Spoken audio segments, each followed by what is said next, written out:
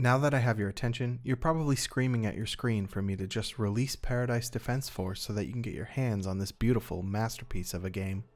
We can all imagine, right? Before we get to that point, let's talk about the systems that make this game what it is now, and how those systems will make it into that masterpiece that I was just daydreaming about. At the time of recording this video, there are 18 systems in place that support the core gameplay loop. While they're all mostly still a work in progress, the code is clean, manageable, and functions as intended. This is a major step up from the last version of the game. Those systems are spread between the two most important elements which, as I'm sure you all know, are the player and the enemies. After all, you take the role of a hero trying to defend paradise from the bad guys like it's your job. Because it is your job. Wait, I didn't tell you? Whoops. I'm sorry, let's zoom out a bit and take a look at what's going on here. This is Paradise Island. This is you. And these are the bad guys. You see, Paradise Island has a secret, and the bad guys want it. It's your job, literally, to stop that from happening. But enough of that for now. I'll make another video about the story sometime soon. Let's talk about the most important part of this game, the player. On the player game object, there are 14 components that handle the primary features. With movement being so crucial to a satisfying user experience, I decided to use the character movement fundamentals asset from the Unity Asset Store instead of reinventing the wheel. In fact, you'll probably recognize some other assets along the way if you haven't already, like the Cinti assets. In the spirit of transparency, I'll always let you know when I make use of an asset. I have almost no experience with 3D modeling.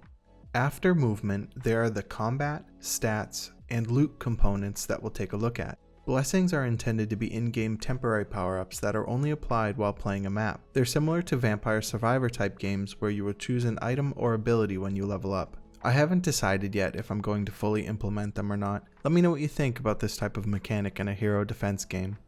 After playing with the values on the character controller, player movement is at a spot that I'm comfortable with based upon the feedback that I've been given up until now. The dash could use some tweaks, but I'm happy with it. In the future, there will be selectable classes which will have varying movement speeds and abilities. Player stats are handled a bit differently than what you'd expect. By stats, I don't mean something like strength, dexterity, or intelligence like you would find in Dungeons & Dragons. These stats are actually going to be the stats of the player, not the player character, and track progress of things such as total deaths, total magic spent, or total damage dealt. These are what the game will save and load and are stored in a JSON file on the local drive. I know this isn't exactly the recommended way to save game data, but I want the player to have some freedom to edit their file. It's what I would have done. In fact, if I knew how to add mod support, I absolutely would. My personal favorite of the player systems are the spells and spellbooks. Spells are the heart of combat and need to be dynamic and readily available depending on your situation. I was heavily inspired by Diablo, a game I've spent far too many hours playing. There are up to 5 spells available to the player at any given time. Left click launches a basic spell that generates a small amount of magic. Right click launches a heavy spell that will cost a small amount of magic. Then there are strong, advanced, and ultimate spells that have varying effects and power such as an ice spike, AoE, or a wall to slow down enemies. The spells all have a designated element, which depends on the spellbook that you're currently using. Spellbooks can be switched out mid-combat to chain spells together. At the start of the game, you'll only have access to one spellbook containing a basic spell and a heavy spell. The rest will need to be unlocked through arcane research, which I haven't added yet. Alright, now we need to take a look at the enemies.